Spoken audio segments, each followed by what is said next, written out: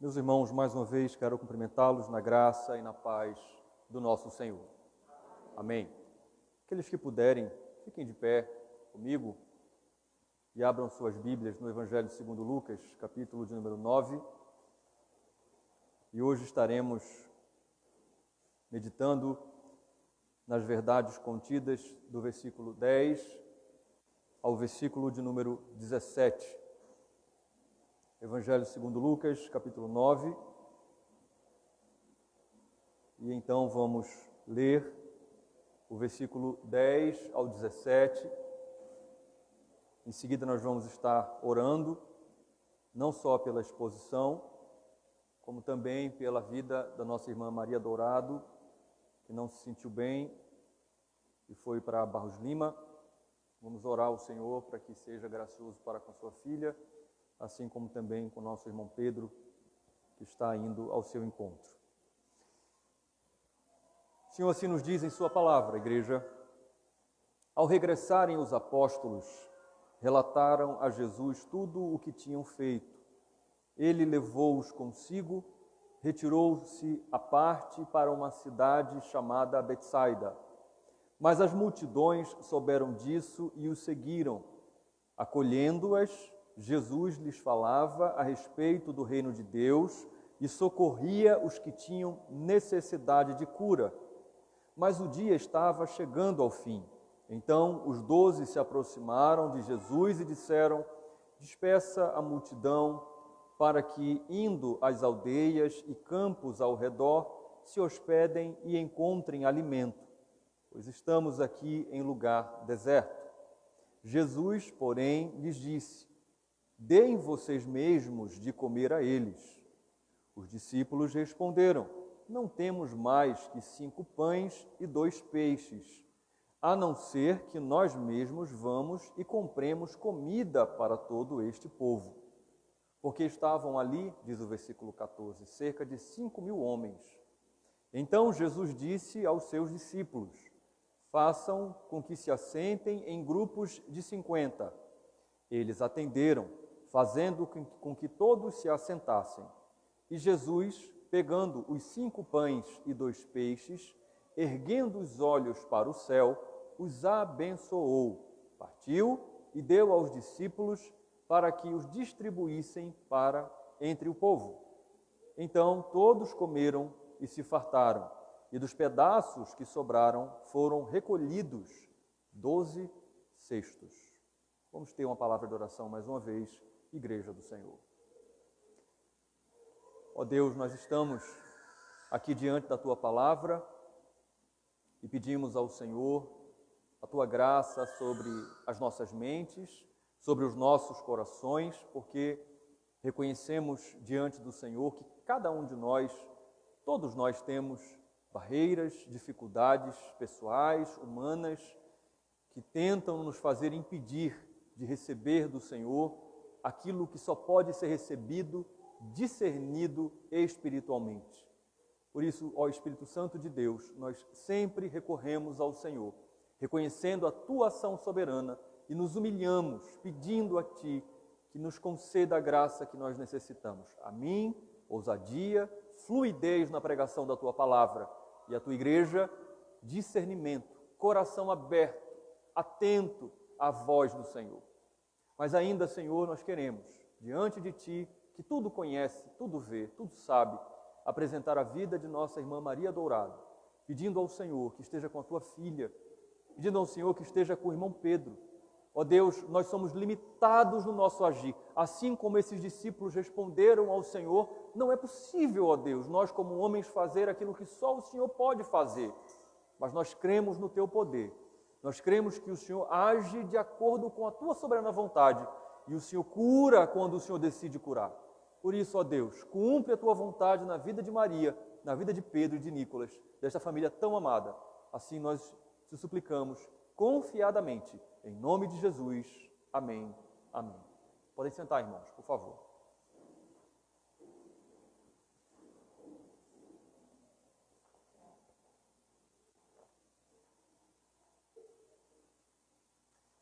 Diante de uma autoridade romana, certa vez nosso Senhor disse: o meu reino não é deste mundo. João 18:36 registra essa fala do Salvador. O reino de Deus é espiritual. De modo geral, ninguém que tenta alcançar o reino de Deus tenta alcançar por causa de coisas materiais. Não.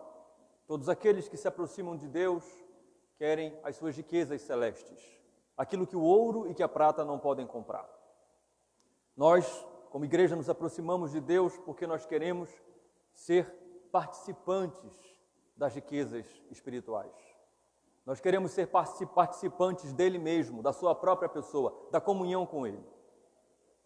Entretanto, irmãos, nós devemos ter muito cuidado, porque às vezes, sem perceber, nós queremos limitar o agir de Deus. Queremos observar o seu agir em nossa vida e queremos limitá-lo apenas ao seu caráter imanente, ou seja, aquele caráter de Deus que é a sua distância, a sua diferença entre nós. Ele é eterno, ele é imutável, ele é todo-poderoso, nós não. Nós temos que ter cuidado para não limitar o Deus que nós servimos a um Deus distante, a um Deus transcendente, apenas de longe. Deus, segundo ele mesmo revela, através do profeta Jeremias, capítulo 23, versículo 23, ele é Deus de longe, mas também ele é Deus de perto. É o Deus todo-poderoso, é o Deus cósmico, que tem poder sobre os elementos naturais, que diz a tormenta acalme-se e a tormenta se acalma. É o Deus cósmico que diz para as potestades, para os demônios, para seres espirituais se aquietem, saiam e também obedecem. Mas é o mesmo Deus amoroso, é o Deus que interage conosco, que interage com o pó, para formar o homem. É o mesmo Deus. É o Deus que nos ama com um amor eterno. Um Deus tão próximo a nós, que envia o seu único Filho para morrer de modo cósmico.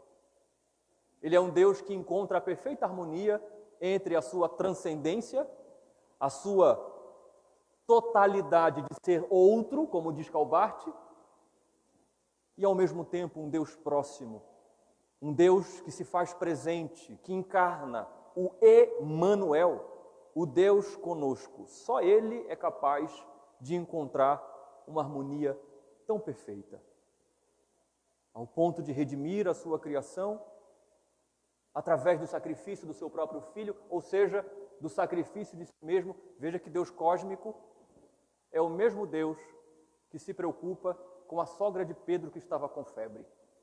E segundo é relatado aqui nesse Evangelho, capítulo 4, versículo 39, ele se inclina para ela, para a sogra de Pedro, para curá-la. Veja como ele é um Deus cósmico, um Deus distante, e ao mesmo tempo é um Deus próximo. A passagem que nós lemos hoje nos mostra que esse Deus é tão próximo que ele se preocupa até se nós temos pão para comer. Até isso é alvo da atenção do Deus Todo-Poderoso. É isso que essa passagem está nos mostrando. O Evangelho nos apresenta o Senhor de todas as coisas, o Deus soberano, que se importa com todas as coisas, até com o pão que eu e você comemos. O milagre que nós vamos meditar hoje, igreja, vai revelar este Deus zeloso, esse Deus compassivo, não acalmando aqui nessa passagem uma tempestade, não defrontando demônios, ou ressuscitando pessoas, ou curando leprosos, coxos, cegos. Não. Essa passagem vai mostrar para nós um Deus todo-poderoso que manifesta o seu poder multiplicando pães e peixes. Ora, pães e peixes que perecem, que estragam. Para você ter uma ideia, este é o único milagre que é relatado nos 4 evangelhos, não apenas nos 3 sinóticos. De tão importante, tão significativo e tão profundo que ele é. Aqui o Senhor, por incrível que pareça, ele consegue ser mais profundo ainda. ele vai nos mostrar como ele de fato é um Deus imanente, como de fato ele é um Deus próximo. Ele é um Deus que está dentro de nós, no sentido de não só fazer coisas pelo nosso corpo, mas alimentar o nosso estômago, alimentar a nossa própria alma com o pão físico. Veja, os 12 haviam sido convocados, você lembra disso? Foi a última exposição, para a Galileia pregar o Evangelho, porque afinal de contas, o mundo perdido precisa saber quem é Jesus, precisa conhecer quem é Jesus. O final da última exposição mostrou Herodes confuso, achando que talvez fosse João Batista ressuscitado. Então o mundo precisa e os 12 são enviados para ouvirem a mensagem necessária do Evangelho. Então a passagem a seguir se dá logo após o retorno dos 12 desta inicial missão evangelística. É essa passagem que nós vamos começar agora. Olhe para a sua Bíblia, por favor. O versículo 10 nos traz algo muito interessante, que não está patente ao texto. Mas veja, ao regressarem os apóstolos, relataram a Jesus tudo o que tinham feito. Ele, levando-os consigo, retirou-se à parte para uma cidade chamada Betsaida. O versículo 10 começa dizendo que eles voltam dessa viagem missionária, que alguns dizem que durou cerca de 1 ano, por incrível que pareça, e eles trazem um relatório de tudo o que eles tinham feito. Eles voltam e esses missionários prestam relatório ao mestre. E esse relatório era esperado. A boa comunicação existe no reino de Deus. Você sabia disso? O Senhor nos criou seres morais, capazes de nos comunicar. É estranho dentro do reino de Deus quando não há uma boa comunicação. Mas não vamos falar muito sobre isso. Eles voltam e trazem o relatório não para o seu superior, não para o mestre apenas, mas eles de fato queriam partilhar, era natural, era esperado, essa era a atitude normal. Mas então, após esse trabalho, após esse período de trabalho, o versículo 10 diz que Jesus leva-os consigo. Os evangelistas sinóticos, Mateus e Marcos, vão dizer que essa viagem que eles vão fazer é de barco. Aqui não está escrito isso. Mas fala aqui que eles se retiram à parte. E essa expressão à parte significa literalmente para um lugar particular, para um lugar reservado. Marcos capítulo 6, versículo 31, traz uma informação adicional. É a passagem paralela no Evangelho segundo Marcos. Marcos 6, 31 nos diz assim: e ele, Jesus, lhes disse: venham repousar um pouco à parte, num lugar deserto, porque eles, os discípulos, não tinham tempo nem para comer, visto serem muitos os que iam e vinham, aqueles que vinham ao encontro dos discípulos em busca de algum bem, de algum benefício espiritual. Vocês conseguem perceber o que Jesus está falando aqui, o que ele está convocando os seus discípulos? Ele está convocando os seus discípulos para descansar, para um período de descanso. E essa passagem, ela pode ser aplicada de maneira muito geral a todo cristão, toda cristã, a todas as famílias. Esse versículo deve ser observado por cada chefe de família, cada homem, cada mulher, sabendo que precisam atentar para as suas vidas, para as vidas das suas famílias, para terem um período de descanso, um período de repouso. Então, essa passagem ela pode se aplicar de maneira muito ampla a todo cristão. Porém, essa passagem ela é muito específica. Jesus está tratando especificamente com os 12. E como você tem aprendido nesse evangelho, os 12 aqui são os futuros pastores da igreja. Na verdade, eles já estão exercendo o seu ministério pastoral. Ou seja, Jesus está chamando pastores ao descanso. Esses homens, segundo Marcos, não tinham condições, não tinham tempo nem para comer. É isso que o Evangelho está dizendo. E Jesus está dizendo, vocês precisam descansar. Vocês precisam vir para um lugar de repouso, para um lugar à parte. Por quê? Porque o repouso é necessário a toda criatura. É isso que a palavra de Deus diz. Pastores fiéis não tem ponto de chegada e nem de saída na igreja. Pastores fiéis não têm um período de trabalho determinado. Eles estão sempre à disposição do rebanho do Senhor. Pastores fiéis não têm feriado. Pastores fiéis não têm fim de semana. Pastores fiéis estão prontos, dispostos a servir a igreja do Senhor 24 horas por dia e 7 dias por semana. Pastores fiéis não acham ruim quando o seu telefone toca, quando recebe uma mensagem, quando se vêem diante de uma situação urgente de celebrar, por exemplo, um funeral ou fazer uma visita no hospital, uma urgência familiar, uma crise, em hipótese alguma. Entretanto, pastores não são máquinas. Pastores precisam de repouso. Pastores precisam de descanso. Pastores jamais devem querer demonstrar piedade para a igreja abrindo mão do descanso. Não, aquele pastor é muito piedoso. Por que que ele é piedoso? Porque ele não descansa nunca, ele não para nunca, ele não tira férias, ele não cuida do descanso seu e da sua família. Esse pastor aqui é o pastor piedoso. Não. Pastores fiéis também observam aquilo que Jesus está dizendo, convocando seus discípulos para descansar. Reconhecem que eles, como qualquer criatura criada, precisam de repouso. Precisam ouvir a voz de Jesus e obedecer à voz de Jesus quando diz, venham repousar um pouco. É assim que está literalmente no Evangelho. Jesus chamando os seus pastores, aqueles que ele comissionou, venham repousar um pouco. Igreja do Senhor, ouça o que o Evangelho está ensinando a mim e a você. Pastores precisam de descanso. Pastores não precisam apenas de férias. Pastores também precisam de momentos pontuais de descanso físico, de descanso emocional, de descanso espiritual para a sua própria devoção, sem a necessidade dos compromissos que são próprios para o trabalho espiritual de um pastor. Atentem sempre para isto, Igreja do Senhor. Isto que o Evangelho está nos ensinando. Se vocês têm um pastor maduro, se vocês têm um pastor que entende esta doutrina e que a pratica, louvem a Deus por isto. Diga, Senhor, muito obrigado pela vida do meu pastor, porque ele entende, pela maturidade espiritual, o que o Evangelho ensina, e ele cuida do seu descanso e cuida do descanso de sua família. Louvem a Deus por isso. Sintam-se, igreja, gratos se o seu pastor for bíblico a este ponto.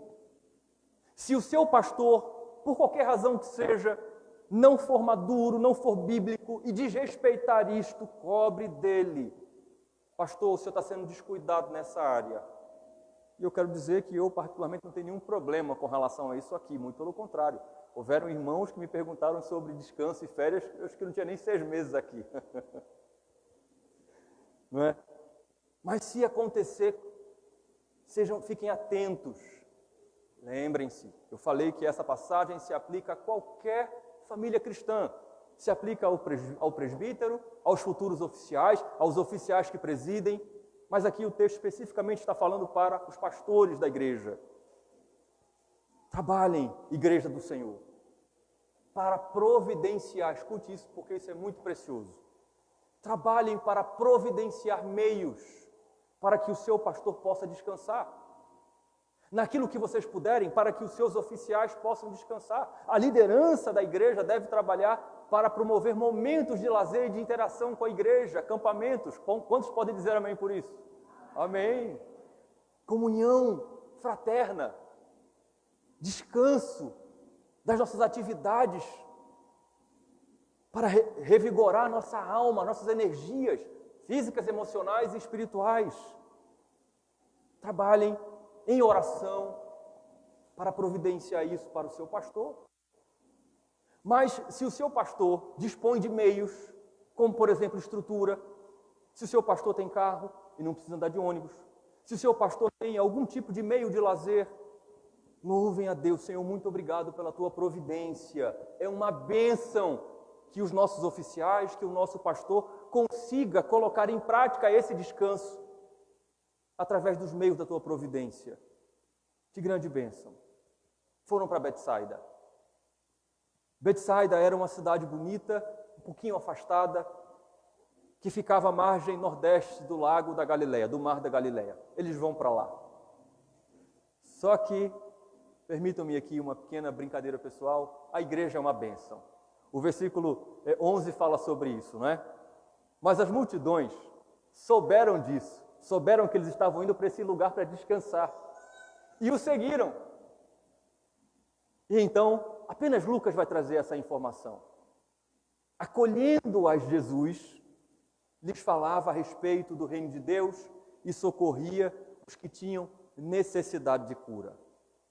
Não se ressinta com aqueles que foram atrás de Jesus e os discípulos, porque a situação ainda é um pouquinho pior. Marcos 6,33 diz que esse ato de seguir Jesus e os discípulos não foi tão simples assim, não. Veja, Marcos 6,33 diz que muitos os viram sair e, reconhecendo-os, correram para lá. Lembre-se de que eles foram de barco. Estes correram para lá a pé, de todas as cidades. E o final do versículo 33 de Marcos 6 diz que eles chegaram lá, em Betsaida, antes de Jesus e dos discípulos. Chegaram antes. Quando eles chegam, a multidão está lá esperando, não tem descanso. Haviam muitos judeus peregrinos nessa época. Você vai observar, à medida em que os textos forem avançando, que está se aproximando a Páscoa dos judeus. Inclusive, o Evangelho de João, capítulo 6, versículo 4, que é paralela a essa passagem, vai dizer isso. A Páscoa, estava se aproximando a Páscoa, era chegada a Páscoa, a festa dos judeus. Então, muitos peregrinos estavam nessa região e, tomando conhecimento disso, vão até onde Jesus e os discípulos estão, se antecipam. Mas Lucas diz, é o único evangelista que diz isso, que mesmo assim o Senhor Jesus os acolheu. E ele trabalhou. Jesus trabalhou. De duas formas, segundo o versículo 11. Primeiro, comunicando o evangelho do reino a eles. Aqui está o perfeito exemplo de Jesus como ministro da palavra, representando aqui o ministério pastoral. Ele não rejeitou, ele os acolheu e pregava a palavra para eles. Mas a segunda coisa que o versículo 11 nos diz é que ele socorria os necessitados, aqueles que tinham necessidade. E a palavra grega ele prestava serviço especialmente de cura. E aqui nós encontramos a perfeita ilustração do ministério de misericórdia. Veja Jesus, sendo ministro da palavra e ao mesmo tempo ministro da misericórdia. O que o Evangelho está nos comunicando aqui no versículo 11. Veja que bênção. Os 12 aqui não são mencionados no versículo 11. É Jesus quem os acolhe, é Jesus quem está pregando. Jesus não diz assim, façam aqui o trabalho. Não, é Ele mesmo que está pregando e é Ele mesmo quem está curando. Então os 12 aqui não estão sendo mencionados, porque aqui eles estão reclusos, nesse momento da narrativa. Porque os pastores precisam de descanso, mas Jesus não. Se o seu pastor adoecer, se o seu pastor precisar descansar, se o seu pastor entrar de férias, se o seu pastor por alguma razão justa não estiver aqui, Jesus está. Está para servir a você. Ele sendo Deus, o Deus distante, Ele também é o Deus próximo. É o Deus que se compadece, que sabe que eu e você precisamos ouvir do Evangelho. Agora deixa eu sair de cena. Que sabe que você precisa ouvir do Evangelho. Que sabe que você precisa receber de suas graças, que aqui são simbolizadas por curas. Jesus não precisa descansar. Ele não dorme. Ele não cochila. Diz o Salmo 121, versículo 4. Jesus não os rejeita. E você vai ver que essa cena não é nova para você aqui nas exposições em Lucas. Essa cena ela vai se repetir no seu ministério terreno. Ele nunca rejeita. Ele sempre está disposto a acolher aqueles que estão necessitados. Jesus trabalhou neste momento aqui, nesta passagem, no restante do seu dia até o começo da noite. Ele acolheu a todos aqueles que foram até Ele, assim como Ele está acolhendo você aqui hoje. Isso deve você. Deve confortar o seu coração. Você veio aqui hoje, Jesus está aqui para receber você, para não rejeitar você. Não importa como foi que você chegou aqui hoje. Se você veio se encontrar com Ele, se você veio buscá-lo, Ele está aqui para receber você. Isso é o Evangelho que está dizendo, não sou eu. Ele trabalha durante o dia, até o começo da noite, se for necessário, mas Ele está aqui para responder aquilo que você veio buscar. Falar com você pela sua palavra. Comunicar a você graça, dizendo, aqui está a minha resposta, dizendo, o meu silêncio, por enquanto, é a minha resposta. Isso deve acolher o seu coração com ternura, deve confortar você, mas também deve fazer você refletir. Por que foi que você veio aqui hoje?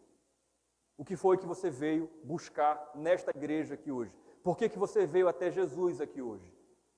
Porque, de maneira especial, no capítulo 6 de João, que é essa passagem, o Senhor vai apertar um pouquinho o parafuso, Ele vai endurecer um pouquinho o discurso. Todo mundo de barriga cheia, Ele vai dizer, quem não comer da minha carne, não beber do meu sangue, não tem parte comigo. E aí, muita gente vai embora. Por que foi que você veio aqui hoje? Reflita sobre isso. Então, o versículo 12, 13 e a primeira parte do versículo 14, o Espírito Santo continua nos instruindo, dizendo o seguinte: mas o dia estava chegando ao fim. Jesus recebe, mas está chegando o fim do dia.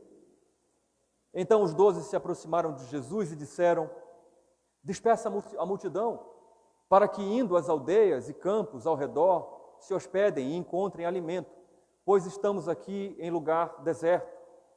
Jesus, diz o versículo 13, porém lhes disse: deem vocês mesmos de comer a eles. Os discípulos responderam: não temos mais que 5 pães e 2 peixes, a não ser que nós mesmos vamos e compremos comida para todo este povo. Os discípulos ficam preocupados, porque afinal de contas eles estavam, 2 motivos de preocupação. Estavam no lugar deserto, isso está no texto. Mas existe uma segunda preocupação muito séria aqui dos discípulos. E nós pegamos os 4 evangelhos e resumimos a segunda preocupação no seguinte termo: só tinham 5 pães, 2 peixes e 200 denários. Este era o caixa da junta diaconal. Este era o caixa dessa comitiva evangelística. Então Jesus orienta. Esse era o motivo da preocupação dos discípulos. Aí Jesus vira para eles e diz: por que vocês não dão a eles de comer? Mas os discípulos respondem: a gente não tem como. Talvez, se nós formos comprar, a gente remedie a situação, mas nós não temos como. O texto nos fala, na primeira parte do versículo 14, que eram cerca de 5.000 homens. Mas Mateus capítulo 14, versículo 21, diz que isso fora as mulheres e as crianças, porque, como você já ouviu muitas vezes, mulheres e crianças nesse contexto oriental não eram contabilizados. Então, aqui nós estamos vendo um contexto, um cenário, uma pintura. Sem dúvida alguma, Jesus estava aqui testando, grave essa palavra, testando os seus discípulos. Ele está prestes a ensinar algo valioso a esses homens, a esses futuros pastores da igreja. Em João capítulo 6, versículo 6, nos é informado pelo Espírito Santo que Jesus manda que eles alimentem a multidão. Aí está escrito assim: mas Jesus dizia isto para testá-lo. Ele estava testando Filipe, se você for para João 6. Aí completa o versículo 6 de João 6, porque sabia o que estava para fazer. Jesus, quando diz, alimentem essa multidão, ele está testando os discípulos, porque ele sabe exatamente o que ele vai fazer. Na verdade, quando nós olhamos para esses versículos, igreja, nós estamos encontrando aqui 2 ensinos importantes do Evangelho para a vida do povo de Deus, ou seja, para a minha vida e para a sua vida. O primeiro ensino, por mais óbvio que seja, pastores não são fonte inesgotável de toda a provisão. Embora pareça, o pastor vai resolver o problema. Nem sempre conseguimos. Porque pastores não são essa fonte inesgotável. Os discípulos disseram: nós não temos como fazer. O Senhor nos deu autoridade, nos comissionou, mas nós não temos como resolver esse problema. Filipe disse: nem 200 denários, na passagem de João 6, nem 200 denários, nem 200 dias de trabalho braçal são suficientes para alimentar toda essa gente. Pastores não são fonte de provisão sem fim. A solução não é o pastor. E que bom que você sabe disso. Por outro lado, o pastor, tendo consciência de que ele não é o solucionador absoluto de todos os casos, de todas as crises, ele jamais deve dizer: eu vou fazer tudo pela igreja. Igreja, não se preocupe, seus problemas acabaram. Alguém lembra dessa frase do passado? Eu sou o pastor da igreja, eu vou resolver todos os problemas. Isso é só questão de tempo. Não. O pastor não é a fonte inesgotável. Não há homem que seja. Os famosos 12 apóstolos estavam impotentes face às necessidades do povo. Não havia o que fazer. Pastores não devem colocar sobre os seus ombros o peso de toda a provisão do rebanho, porque isso é impossível. O que os pastores devem fazer? Orar. Colocar o joelho no chão e dizer: Senhor, Deus de toda a provisão, socorre o teu povo. Traz as respostas tão necessárias, Senhor. Queria eu poder trazer as respostas, as soluções, mas que bom que o Senhor pode trazer. Traz a resposta para o teu povo. Essa é a primeira lição. A segunda lição é que nós devemos rejeitar essa inclinação natural do nosso coração de não admitirmos que é Jesus, sim, que é a fonte de toda a provisão, que é Jesus, sim, quem tem a solução e quem tem a resposta. Nem eu posso ceder a essa tentação de admitir: eu não tenho como fazer, eu não sei. Só Deus pode agir no seu casamento, no seu relacionamento com os seus filhos, nessa situação de saúde, só Deus pode fazer. Eu preciso reconhecer isso, me submeter a isso, assim como vocês também. Devem chegar diante do Senhor e dizer: Senhor, eu sei que não tem recurso, eu sei que não tem provisão, eu sei que não tem inteligência, eu sei que não tem nem a minha posição, eu sou um pastor, Senhor, mas eu sei que só o Senhor pode agir na minha vida, na vida do teu povo, na vida da minha família, resolver os meus dilemas. Nós precisamos rejeitar toda a inclinação do nosso coração que quer rejeitar Jesus como a solução, como a resposta. Ele é a solução e Ele é a resposta. E devemos não ter vergonha, assim como os discípulos não tiveram. Senhor, não temos como alimentar essa multidão. O Senhor está nos testando? Pois deixa eu admitir logo diante do Senhor, não tem como. Lembra de Ezequiel? Lembra da pergunta que Deus faz a Ezequiel? Capítulo 37. Ele transporta Ezequiel para o monte, para o vale, no meio de ossos que não podiam ser contados, e ele pergunta: então, profeta, podem reviver? Mais um servo de Deus sendo testado. E qual é a resposta de Ezequiel? A mesma que eu e você devemos dar a ele: Senhor, só tu sabe se esses ossos podem reviver. Só tu sabes, Senhor, a resposta, o tempo, a forma, a proporção, só o Senhor sabe. Então, a segunda parte do versículo 14, caminhando para o fim da nossa exposição, no 15, nos diz: então Jesus disse aos seus discípulos: façam com que se assentem em grupos de 50. Eles atenderam, fazendo com que todos se assentassem. Marcos 6,39 diz que os discípulos fizeram com que essa multidão se assentasse numa grama, numa relva verde, um lugar um pouco macio, um pouco confortável. Estima-se que no final desse dia, nesse crepúsculo, começo de noite, havia cerca de 10 a 15 mil pessoas reunidas. E o Senhor pede então que sejam feitos grupos de 50. Marcos 6,40, 2 grupos, 100 e 50. Não importa se eram grupos de 100, que diante dessas milhares de pessoas se reuniram em grupos de 100 ou em grupos de 50. O que o Espírito Santo está trazendo para nós aqui é o cuidado de Jesus, trazendo a orientação para os discípulos de que aquelas pessoas deveriam ser reunidas em grupos de 50 pessoas, muito semelhante ao que vai acontecer lá no recenseamento, no livro de Números. A intenção do Senhor é que essas pessoas pudessem ser contadas. Prestem atenção, estamos falando aqui de 10 a 15 mil pessoas. Estamos falando de uma imensa multidão. E aqui o Senhor está deixando claro que nenhum desses que estão lá deve ser esquecido, deve ser deixado de fora, devem ser colocados em pequenos grupos, que você observe e diga: aqui tem um grupo, aqui tem 50, mais 100. Essa é a ideia. Esse Jesus, esse Deus eterno e transcendente, também imanente próximo a nós, esse Jesus é o eterno Filho de Deus, aquele mesmo que nos conhece quando nós ainda nem existíamos nesse mundo, quando nós ainda éramos substância informe, segundo o Salmo 139, versículo 16, ele já nos conhece, por dentro e por fora. É o mesmo Jesus que nos ensina. Aqui Jesus está ensinando a esses discípulos e a mim e a você como igreja, que nós não devemos nos esquecer de ninguém, que nós não devemos fazer acepção de pessoas, que todos aqueles que se apresentam diante de Jesus em sua necessidade, o próprio Jesus diz, separem em grupo de 50, tem muita gente, agrupem em grupo de 50, ninguém vai ficar de fora, ninguém vai deixar de ser contado, ninguém vai comer de mais ou vai comer de menos, todos serão amparados. Assim deve acontecer na igreja.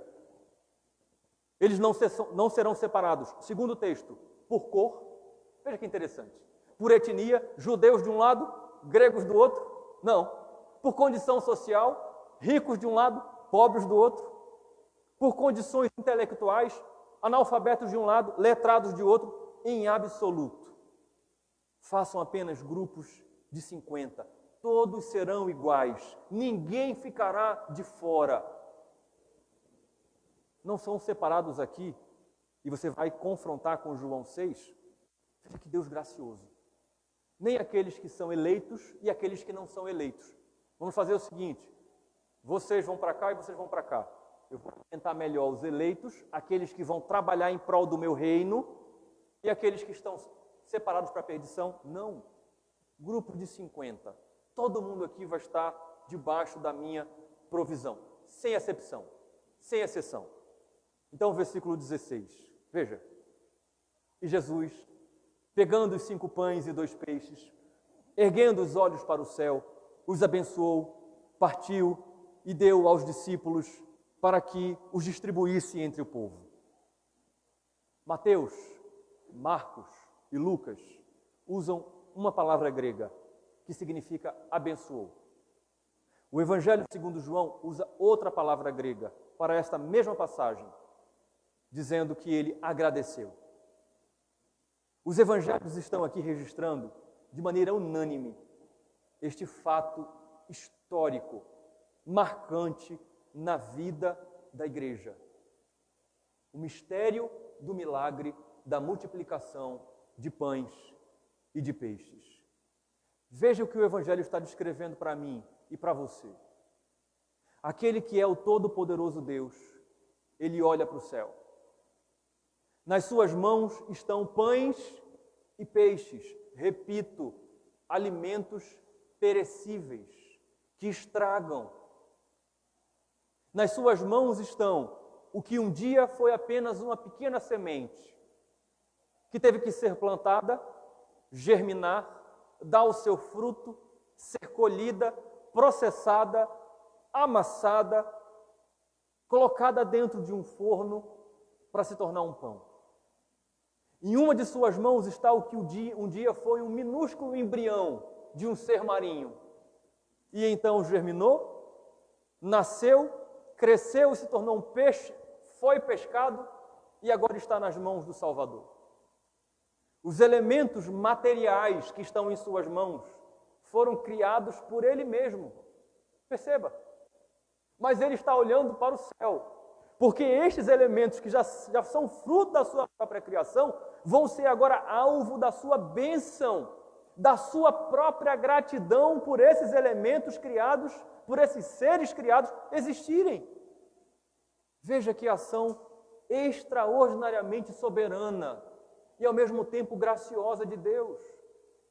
O olhar dele está nos céus, as suas palavras são dirigidas para o céu. É o Filho eterno dialogando, conversando com o Pai eterno. E o que é que eles estão conversando?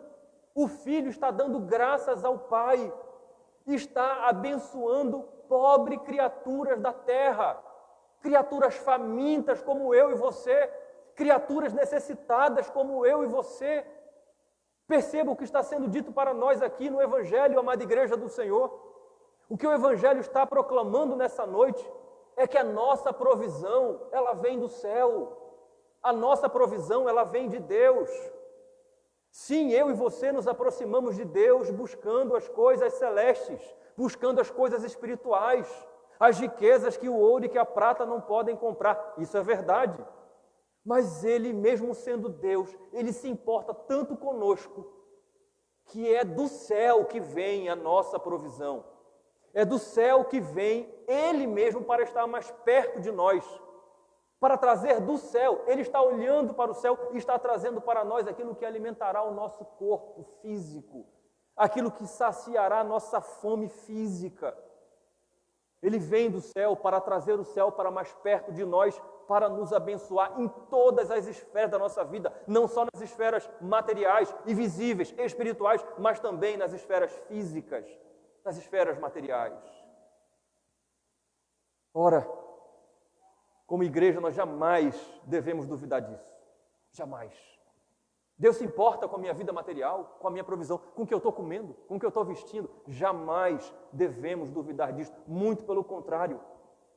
Perceba, igreja, Ele, o eterno Deus, está olhando para o céu e está agradecendo pelo pão e pelo peixe. Como nós podemos duvidar de sua provisão se Ele mesmo está agradecendo por aquilo que Ele criou? Como eu e você podemos não agradecer a Deus pela sua provisão, pelas migalhas que Ele coloca na nossa mesa, pela fartura que Ele coloca em nossa mesa, por todos os atos de provisão dEle para a nossa vida? Como nós não podemos ser gratos? Como nós podemos duvidar que Ele se importa conosco? Como nós podemos fazer essa divisão? Não, Deus é aquele que traz para mim bênçãos espirituais. Não, Ele traz para mim e para você todo tipo de bênção e vem tudo do céu. Você pode dizer amém por isso? Mas pastor, você tem certeza? Porque afinal de contas são só pães e peixes. Sim, são pães e peixes que simbolizam a provisão integral de Deus para você. Preste atenção. Em Lucas 4, Ele não fez isso nem para matar a sua própria fome. Após jejuar 40 dias e 40 noites, Ele teve fome. E Ele não produziu, Ele não fez surgir alimento para saciar a sua própria fome. Perceba que no fim do seu ministério, a cruz está diante dele, e Ele não foge da cruz para se poupar do sofrimento, para fugir da morte. Mas quando o assunto é o cuidado dele com você, com o seu povo, Ele não descansa. Por isso não duvide da sua provisão. Cristo se preocupa, se importa, se envolve com você, não apenas na esfera espiritual da sua vida, mas também na esfera material. Sim, são pães e peixes. Ele está mostrando que Ele se preocupa até com os pães e peixes que eu e você comemos. A única coisa que resta-nos é dizer: Senhor, que graça é essa? Não só uma graça que salva, mas uma graça que sustenta. Muito obrigado, Senhor. Se o Senhor olhou para o céu e agradeceu, eu vou te imitar. Senhor, muito obrigado. Graças eu te dou. Há quem duvide disso. A alta crítica vai encontrar algumas respostas, não é? Para esse milagre, para desmistificar esse milagre. Vai dizer que não, que na verdade o que aconteceu aqui é que aquela multidão, o povo já tinha provisão lá, já tinha pão, já tinha alimento. Outra teoria da alta crítica é que os pães e peixes começaram a chegar aos pouquinhos. Alguns saíram, foram comprar. Não existe nenhum relato, nenhum respaldo histórico para isso. O que nós recebemos, tanto na perspectiva da revelação bíblica como histórica, é que foi um milagre. E o mundo caído não vai aceitar isso nunca. Não aceita o que aconteceu em 1 Reis 17. Como é que pode farinha e azeite brotar continuamente do pote de uma viúva? Não vão aceitar pães e peixes multiplicados de maneira sobrenatural. Assim como não vão entender como é que pode. Só a renda familiar são 2 salários, 3 salários. Como é que pode haver tanta prosperidade? Pensa o ímpio. Eu ganho 3, 4, 5 vezes mais e eu só vivo endividado. Como é que pode? Como é que esse crente pode viver assim? Há quem não acredite nos milagres da provisão de Deus. Mas esse não é o nosso caso. Nós cremos e somos alvo dessa provisão e desses milagres contínuos de Deus sobre a nossa vida. E para nós entendermos a extensão dos milagres, da provisão de Deus, para entendermos a generosidade do poder desse Deus, está para nós o versículo 17, para encerrarmos a exposição. Todos comeram e se fartaram, diz o versículo 17. E dos pedaços que sobraram foram recolhidos 12 cestos. Veja, ninguém que ele decidiu amparar ficou sem a provisão. Na verdade, segundo o texto, as palavras comer e fartar é a ideia exata da tradução portuguesa.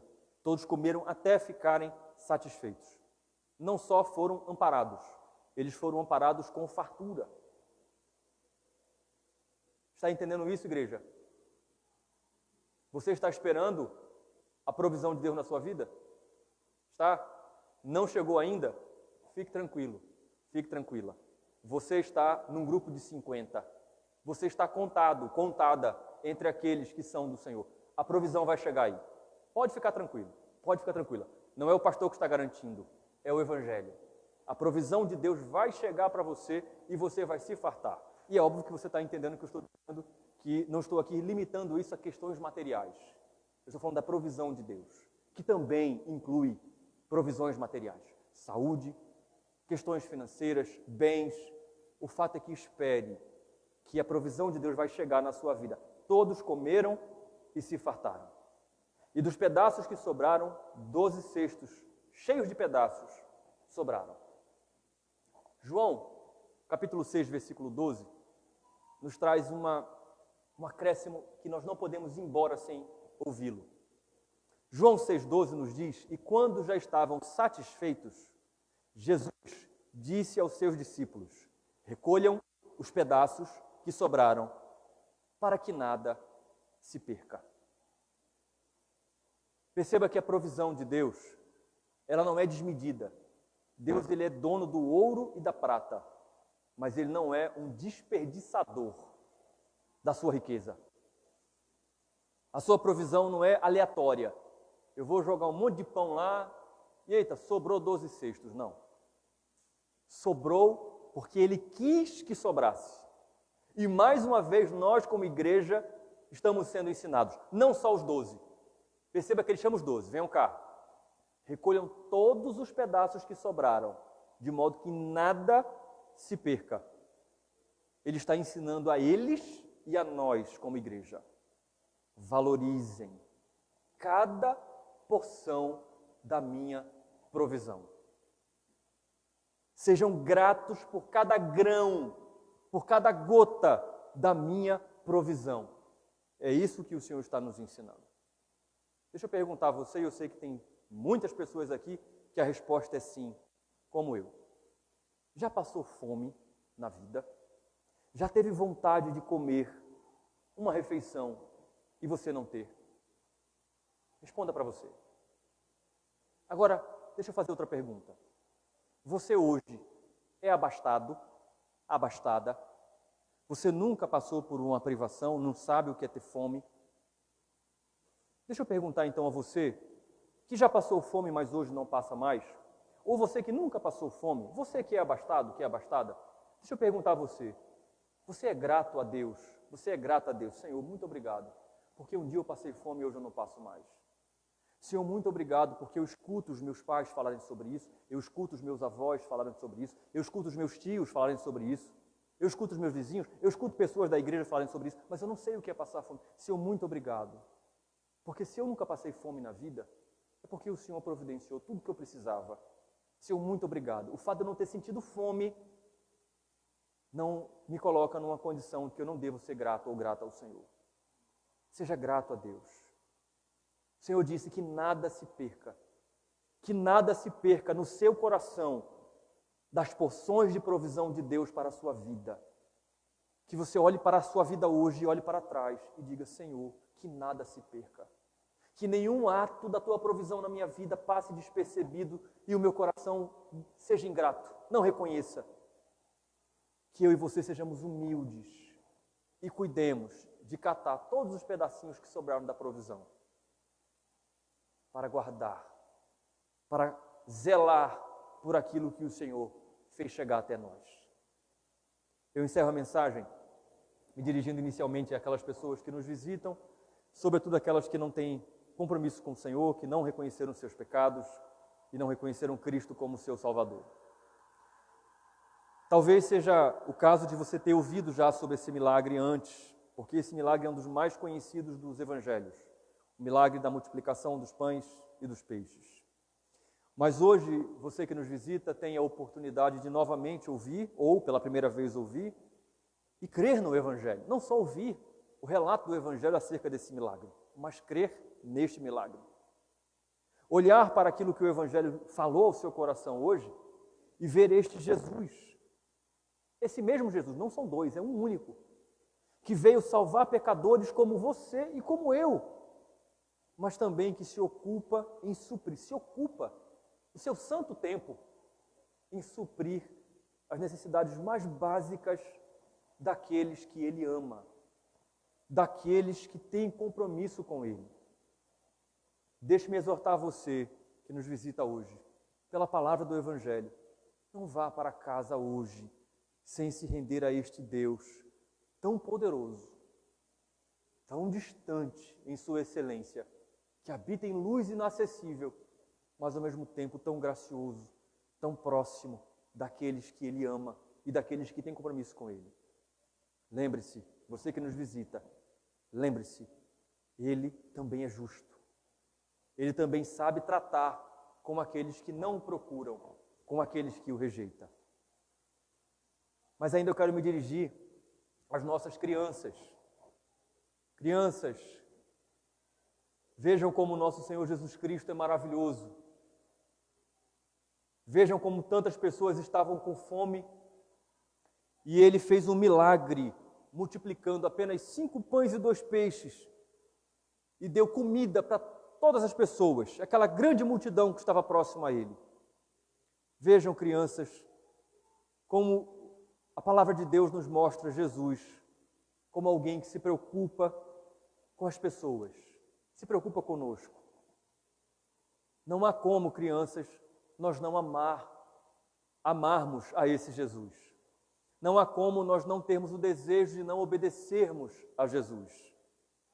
Ele é maravilhoso, crianças. Por isso, eu quero encorajar vocês a voltarem a ler essa passagem com seus pais em casa, a meditarem e buscarem ter comunhão com esse Jesus gracioso, com esse Jesus bondoso, com esse Jesus que se preocupa até com o que a gente come. E por fim, Igreja do Senhor, quero lembrar você que este é o Jesus que nós servimos. Esse é o Jesus que você deve descansar, confiar.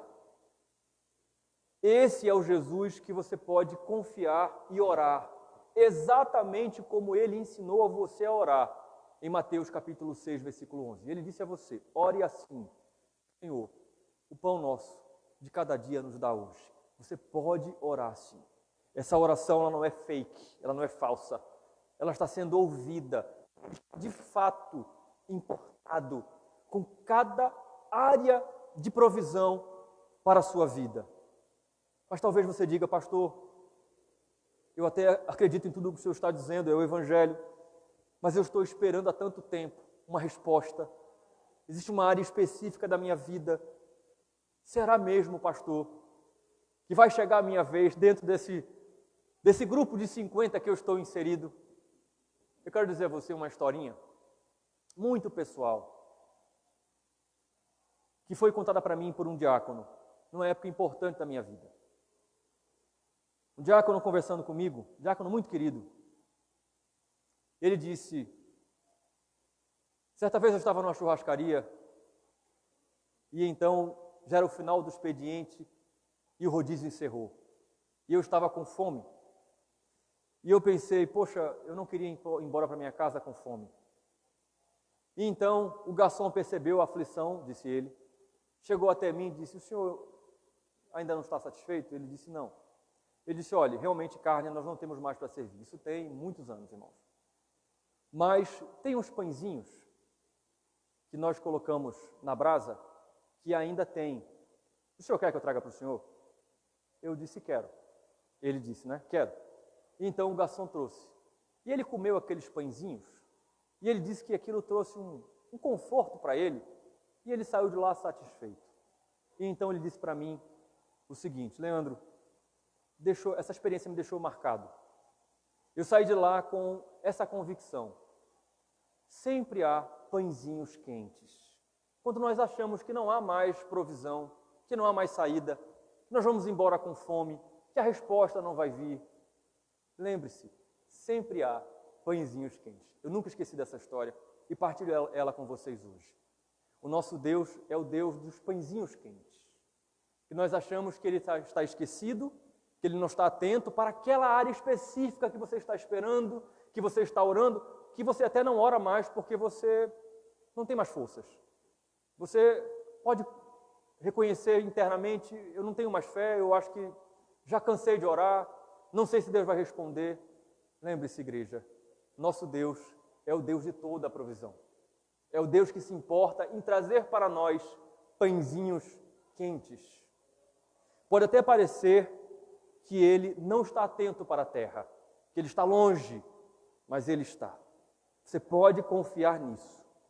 Ele continua providenciando e distribuindo pães e peixes. Vamos orar.